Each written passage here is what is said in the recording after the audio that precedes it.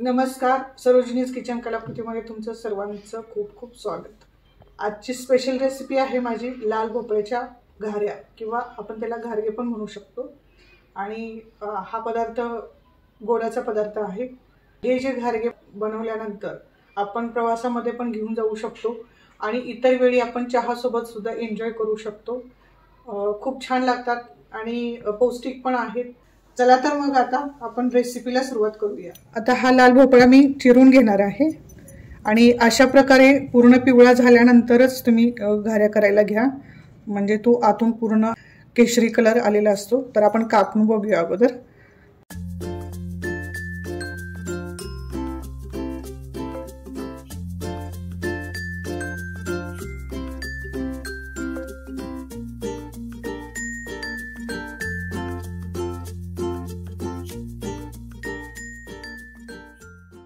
किती छान कलर आहे बघू शकता तुम्ही, केशरी कलर आलेला आहे।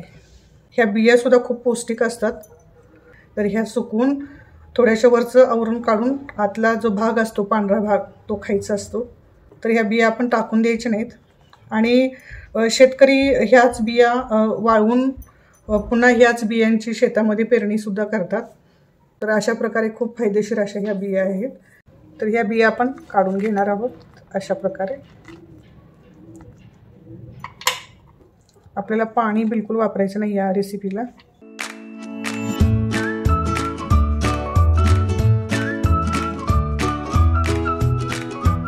केशरी कलरची जी जाडी असते थोडीशी ती आपण काढून घ्यायची आहे। जेवढी निघेल तेवढी काढायची आहे। तुम्ही बघू शकता किती छान कलर आहे भोपळ्याचा। असाच आपल्याला भोपळा पाहिजे आहे घाऱ्या किंवा घारगे बनवण्यासाठी। हे अशा प्रकारे सर्व बिया मी काढून घेतलेल्या आहेत, तुम्ही बघू शकता। तर आता हे कट करून घेते मी।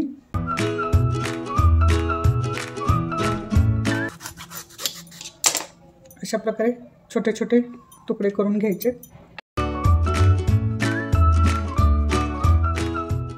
थोडासा जोर द्यावा लागतो कारण हे आवरण जे असतं तो कडक असतो पूर्ण।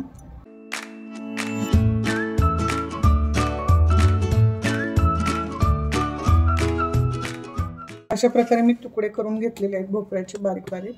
आता आपल्याला किसायचं आहे आणि या किसणीवरती आपण आता हे असं खिसून घ्यायचं आहे। पटकन खिसलं जातं, सालीचा भाग आपल्याला घ्यायचा नाही।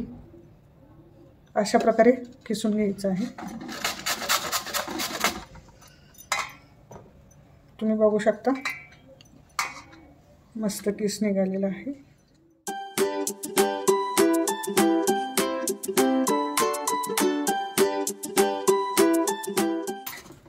अशा प्रकारे सर्व मी किसून घेणार आहे। लाल भोपळा मी किसून घेतलेला आहे। 1.5 भांड किस झालेला आहे, अर्ध भांड गूळ घेतलेला आहे। गुळाचं प्रमाण तुमच्या आवडीनुसार कमी जास्त करू शकता। तर चला आपण आता सुरुवात करूया। गॅसवरती मी छोटा कुकर घेतलेला आहे। 3 ते 4 चमचे तूप घेतलेला आहे मी इथे। तुम्ही तूप किंवा तेल पण यूज करू शकता। लाल भोपळा किसून घेतलेला आहे तो घालून घ्यायचा आहे।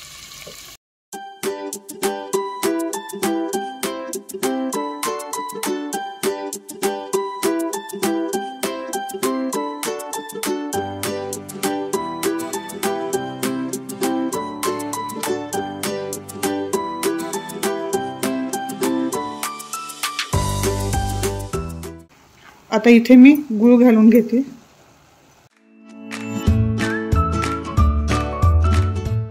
आता छान मिक्स करून घ्यायचं आहे।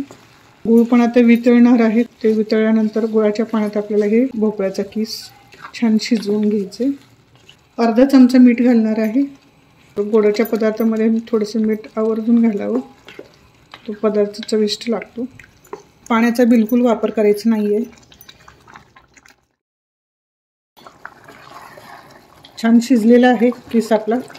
वेलची पूड आणि जायफळ आणि सुंठची पूड केलेली आहे, ती छान मिक्स करून घ्यायचे। आता इथे गॅस बंद करूया आपण।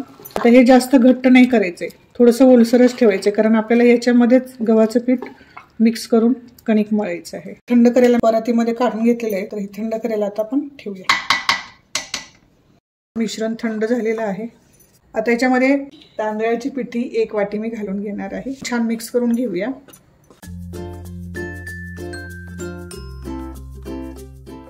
आता याच्यामध्ये गव्हाचं पीठ आपण ॲड करून घेणार आहोत. थोडं थोडं घालून मी मिक्स करणार आहे. आपल्याला चपातीचं पीठ जसं लागतं तसंच सैल, जास्त घट्ट नाही आणि जास्त पातळी ठेवायचं नाही. अशा प्रकारे मळून घ्यायचे. जसं लागेल तसं कणिक घेऊन मळायचं.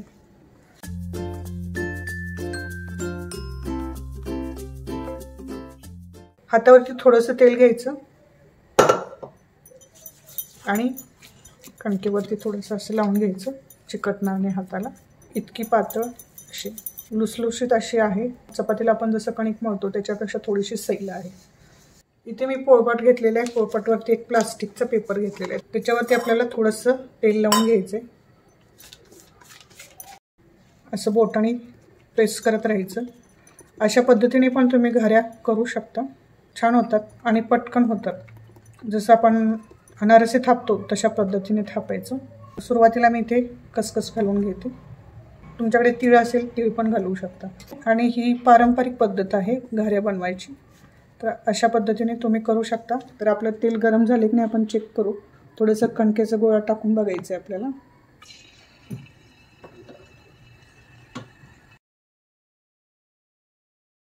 गरम झालेलं आहे छान तेल. तुम्ही बघू शकता वरती आलेलं आहे. प्लास्टिकच्या पेपरवरून कशा पद्धतीने सोडून घ्यायचे हे मी तुम्हाला दाखवते. हे दुसरा हात असं करून हे अशा पद्धतीने सोडून घ्यायचं आणि वरती तेल सोडत राहायचं.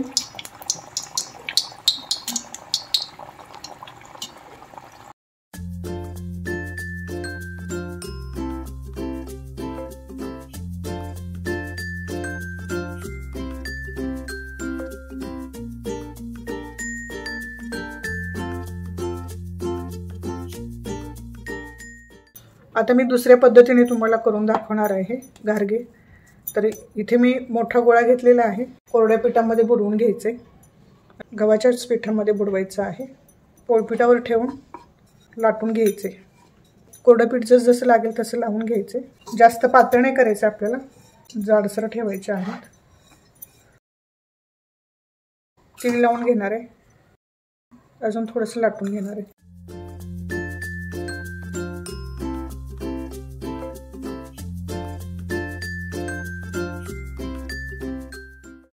काठाची वाटी घ्यायची तुम्हाला. आपलं कणिक जे आहे ते अतिशय छान झालेलं आहे.